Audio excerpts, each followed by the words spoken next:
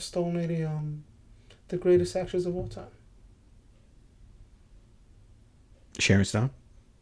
She's the greatest actress of all time. You said the Stone Lady. Yeah, but that's what the movie was called. Oh, the Iron Lady. You're talking Iron Lady. Meryl Streep. Meryl Streep. 3.8 out of 5. Whoa, no. That just doesn't work for us. Sound, speeding, camera, rolling. Scene 98.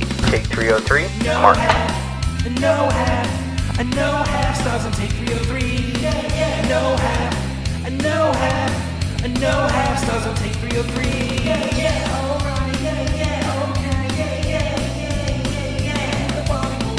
No half, a no half, a no half stars on take 303. Welcome to Take 303, powered by 4-Way Media, the podcast where the guy who knows a lot about film. And his friend. I'm Nick Molinari. And I'm JP Brooks. We're talking everything film and television, and today we are talking about Heretic. We really need to get Joe back. Like, we need to get him back. He better be here for the last episode. I'll tell you that. He's not. And we're just... In fact, you know what we should do? Let's have a cutaway. And I'll just be like this. Like we could get a fat head of Joe. Yeah, like Joe. And if actually, Krista has a fat head of Joe from her bachelorette. I told her I wanted to... Because it's the girl thing. To have a cutaway. Yes. You know this for a fact.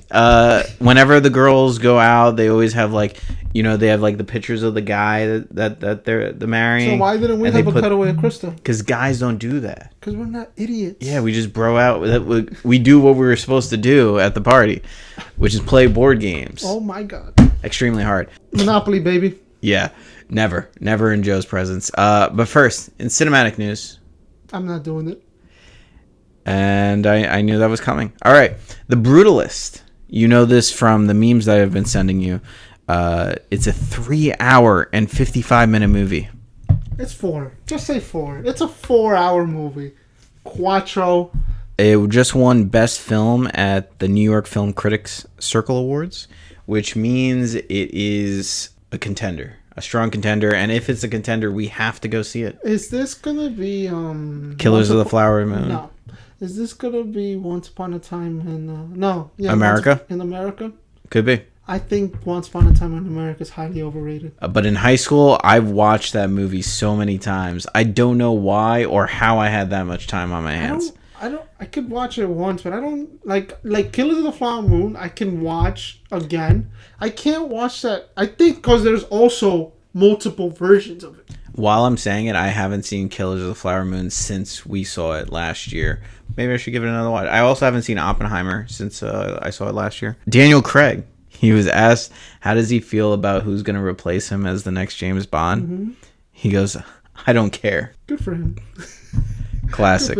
When we come back from the break, we'll be talking more about Heretic. Everybody has a vision. Everybody has a dream. Something that needs to be captured on the big screen. We at 4-Way Media love taking your passion projects and bringing them to life, whether you're a passionate artist or a small business owner. With expert videography and photography, we're going to take what you love to do, what you love to make, and transform it into a cinematic experience. 4-Way Media. And we're back, and we're talking Scott Beck and Brian Woods' Heretic, starring Hugh Grant, Sophie Thatcher, and Chloe East. Heretic is about 2 young missionaries that become ensnared in a deadly game of cat and mouse when they knock on the door of the diabolical Mr. Reed. Trapped in his home, they must turn to their faith if they want to make it out alive. I don't know if it's a cat and mouse. A little bit. First initial thoughts. I was excited for this when I first saw the trailer. I am so thankful that we kind of pushed this off for so long. We almost didn't get to see this one. And I completely forgot most of the trailer, which is what I love, because I like going into movies raw. That's what she said. I do like when I get to experience a movie and not know what's going to happen. And then all I really remember were 2 missionaries show up at a door, creepy old guys at the door. We realize, oh, that's Hugh Grant. That's a Pornhub film somewhere out there. Calm down. And then they go into the house. They're like, oh, we need a woman present. And he's like, And then that's all I really remember. And I was like, that's such a great setup, though. It has all the creepy vibes. And going into this, very creeped out. What about you?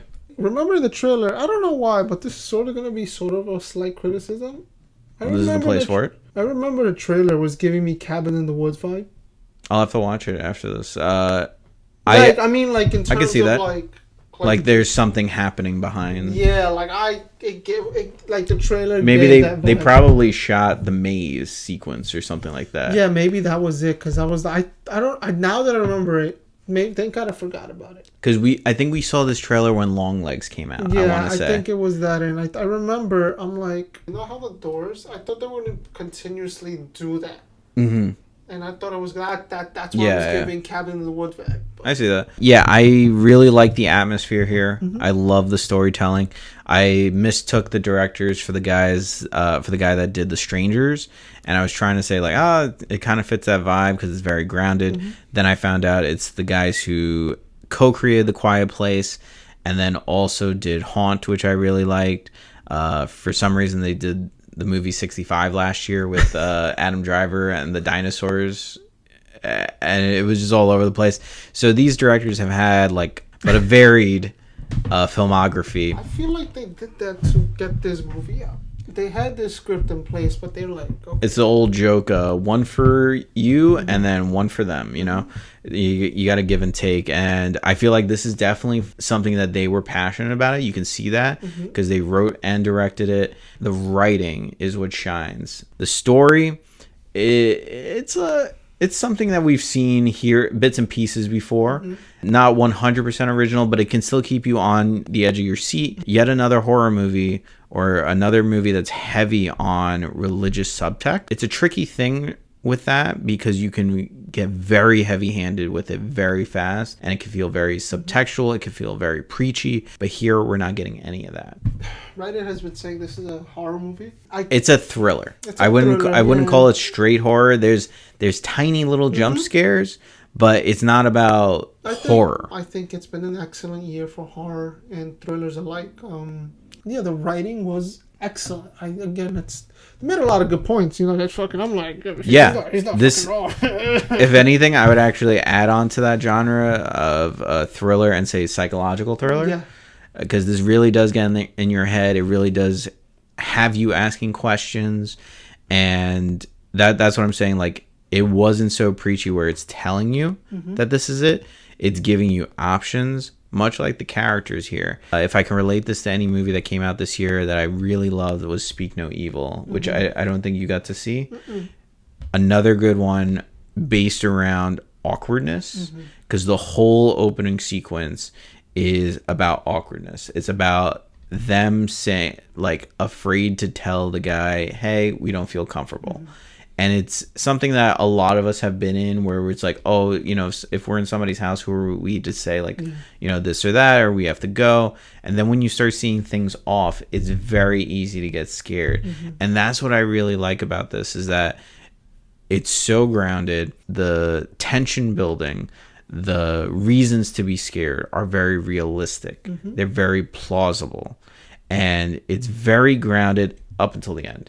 You could say a pull a conclave. The whole story was neatly wrapped up. Remember when the spoilers? You can't do spoilers in the first 5 minutes. Yes, Calm I down. can. Calm down. Wait. Hold the horses. Wait until like at least the 10-minute mark. But you know what this movie reminded me of? You just reminded me of it. A Knock at the Cabin. I know, but The M. Night Shyamalan movie from last year. because Because everyone saw it. No, the one he made. It was based on a book about the end of the world and these followers. the ass movie, the one that he completely botched. Yeah. Okay. Because I watched the movie. Okay movie. I was like, I'm not feeling it. And then I go and read a synopsis of the book. And I'm like, damn, I wish I read the book and not seen this movie, because the book, absolutely insane. It was very similar to this, where they give the characters actual options and they fleshed it out, and they did something really, really sick in the book. I'm not going to spoil it here, but absolutely great. It doesn't matter. I'm not going to spoil the book for them. I just hyped it up, because that's why I would have wanted to read that book. But that's what I feel like. It's somewhat spiritual, And for a movie that's talking about religion, it has to be. It's all about belief. It's all about faith. So intertwined with what we have fear about, the fear of the unknown, because a lot of it is unknown to us. This is gaslighting the movie. Hear me out, right? So the art of gaslighting, correct, is very subtle. You mean the movie is gaslighting? Yeah. Gotcha. So to somehow make somebody believe the nonsense that you're saying, and then you gotta just keep on subtly pushing and pushing without them actually knowing you're pushing. Now, in order to do that, there's many characteristics one must have. One of the main characteristics is charisma. Hugh Grant nails the shit out of this. I loved him in The Gentleman. I didn't watch a lot of Hugh Grant movies growing up. He played a very different character in his earlier years. And the roles he's been taking lately, good job, Hugh Grant, because he killed it in this movie. Oh, no, he fucking... Agreed. At the end, if you notice at the credits, it said The Players. It felt very much like a play in that sense. And it felt like, yes, this is a strong three-piece ensemble here. They all very much fit into this. You felt very immersed into their world. Great job on the cast. If you accumulate the time, there was like 3 minutes of action. It was very just dialogue driven. And I'm trying to remember movies, horror movies and thrillers that are like that. That are just... I think it's probably from like your boy, like The Vivitch and stuff like that. But even then, right? Even then... Why are you yelling? Even then, The Vivitch had a sequence where it accumulates to like 10. Like the final sequence isn't a short sequence. It's a long sequence that like everything piles up and the tension is broken. Boom. But I like that this movie, up until the end, kept up with its tension, its dialogue. The movie doesn't let up. It doesn't change its pace. Because the thing is, it is slow pace, but it never felt slow. I don't know, because the tension was so high, maybe. But yeah, it's a slow burn. You know, we appreciate them around here, and you know, I could have seen this as a play in Broadway, to be honest with you. Yeah, that's what I'm saying. When I saw The Players, I'm like, this feels like a play. Like, I haven't seen any horror plays, but this could be interesting. What is like the standout scene for you here, or maybe the standout conversation, I should say? The board game scene. Hugh Grant just takes over that scene. Yes, there was only like 4 of us in the theater, but it was like we were silent. And you know, monologues like that are very hard to do, because I feel like that scene in itself is one of like that's the main crux of the whole plan. The standout scene for me was when I learned something about women today. That you can have a birth control device in your arm. I learned new things today at the movie theater. That's wild. That's the standout. That's the thing that blew my mind the most in this movie. Wow. At least I kept it within the movie, though. That's a spoiler, by the way. I said the board game scene. I'm gonna cut around that. I'm gonna cut around that. Don't worry. Because that doesn't spoil it. You would have to know what's happening. All I said was the board game scene. When she first opened that door and they didn't show you what's on the other side and she just closes it, I was like, what is behind that door? What is so bad that you had to close that immediately, not even tell the other girl what's going on? And then she opens the other door and she's like, fuck. We're fucked. Well, that's what I'm saying. Yeah. Adding more tension deliberately. Like, he's deliberately like, no. Like, and that's, again, about the final messaging about, you know, his fucking Belief system. The way the camera work was really well done with the face shots, the chest shots showing like they're the sweats. Excellent camera work. The shot of the eyes underneath the door, absolutely amazing. There was a lot of really good shots in this. Lots of great shadow work. Lots of great overheads. It did not go where I thought it was going to go. Thank God, like I forgot the trailer, because once they came in and I started seeing the signs before they did. I'm proud of myself there. But when it came to like things like the candle, I was like, oh my God, it's got to have like some like sleeping gas or something. Like I was like creating things that weren't happening. Like I was like trying to figure out like, or the drinks, is there something in the drinks? I was like 15 steps ahead of what was going to happen, and then I was still wrong. This isn't even about the trope of like, you know, how the white people, oh, they go through. No. This was very much. Oh no, I did think of that at one point in this movie. Is when they're going down the hallway and they see the figure and they're like, Mr. Reed, and like the figure's not answering. I'm like, nah, you gotta be so white to continue down that hallway and walk towards it. Are you insane? Going to spoiler territory. Go for it. Soon, yeah. We've been in this long enough. So I love that they decide to always keep the mundane shit in. Remember when I said, yo, didn't Topher Grace see the bikes? Mm-hmm. And then it was answered. It was answered, right? The phone's not working. He told you, and he said it. He goes, I told you, are you fine with being in a metal house? Like, it's the little shit that he kept just be like, but I told you this. Tell me what you didn't like about this movie. Fucking ending, man. It did pull a conclave. I will agree with you there. That's the only sour note that I have to say about this movie is that it's the one. We have two different opinions about where they should have deferred. Where do you think? I think they could have stopped when similar to how like when the first girl opens the door and she sees what's in there and then she closes it and we're kind of left out of the know-how. I kind of feel like maybe in a sort of way if she went down into the down tunnel and then she looks up and she's like, I get it now, and then it just cut. I feel like it would have made me still ask more, but I feel like it would have played better than what we got. So I think they should have or deferred after the controlling monologue. It hits on all the points. It's a very you very much understand where this is going. You understand that this guy is a psychopath, but you want to know why. Is it because he fucked like somebody fucked him? Did he fuck up somewhere? No. And then this whole control monologue, he makes a very solid point. After that, now maybe the stabbing happens or whatever. It doesn't fit the vibe. Because the thing is, when everyone's stabbing each other and people are walking fatal hits. Now, you're a cop.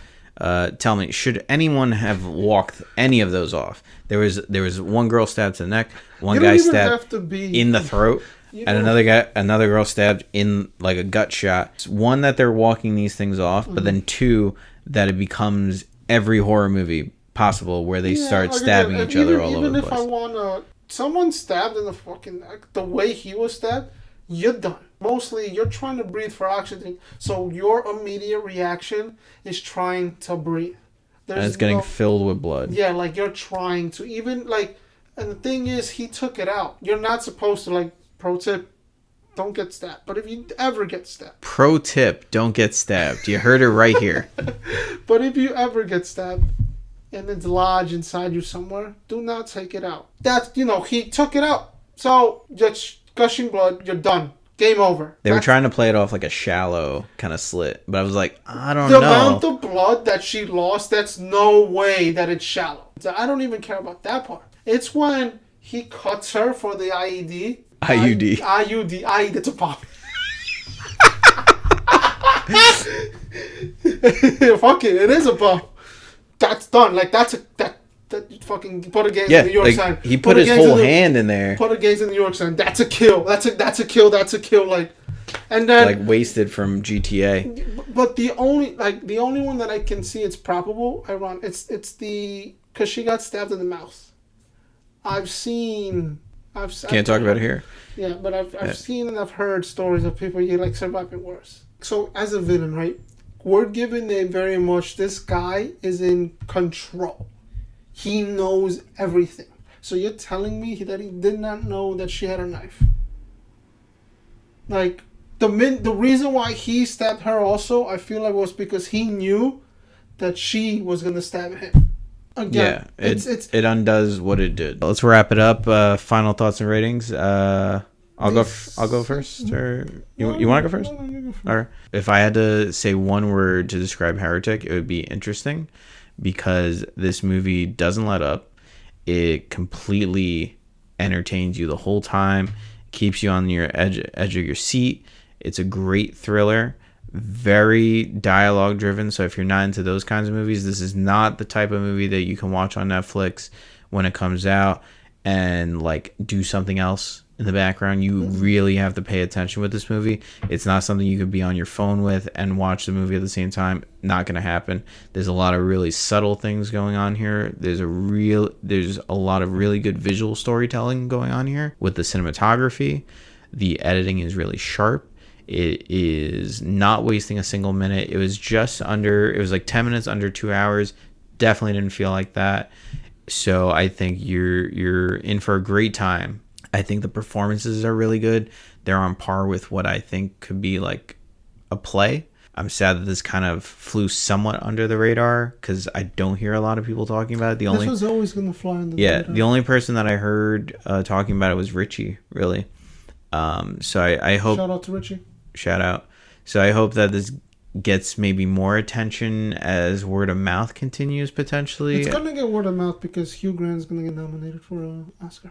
I think this is an all-around great movie. I think it stumbles a little bit at the end. And for those reasons, I'm going to give this a hard 4 out of 5. This is an excellent year, as I said before, for horror. When the top 10 comes out, I think I'm dead ass. It's going to be 7 out of 10 movies that are going to be horror. It's going to be a first. It's going to be my year, baby. Horror. I'm going to clip this so hard when the 10 comes out. You're Eddie going to be said surprised. 7 out of 10 are going to be horror. What is it? My top 10. Oh, yeah. What? I was like, damn, you're betting hard here. New Omen is an excellent horror movie. I still have to see that one. New Omen. I think this might be a top 3 horror movie. Top 2. This beat out Longlegs. I have to watch Nosferatu. The direction, the camera work, Hugh Grant, Sophie Tasha, Chloe East, all were excellent at what they did. Hugh Grant is going to be nominated for supporting actor, and if he's not the lead actor, I'm going to give this a 4 out of 5. You know what? Give this a 5 out of 5. Go for it. I knew you were going to do it. 5 out of 5, but it's a weak one because, again, the last 5 minutes, 145 minutes of excellent cinematography. It's like, you know, maybe later this year I'll dumb it down to 4, but it's the highest 4 I can give it. Cannot recommend this enough. However, I will not see this again because it's those type of movies. I want you to experience this. I want you to go. I'd actually watch this again. I don't know if I would, but I think you should go experience this at a bougie theater, you know, a nice classic theater. You know, get a little, you know, popcorn. Boom. It's a great time. With that being said, this has been another episode of Take 303. Thanks so much for watching.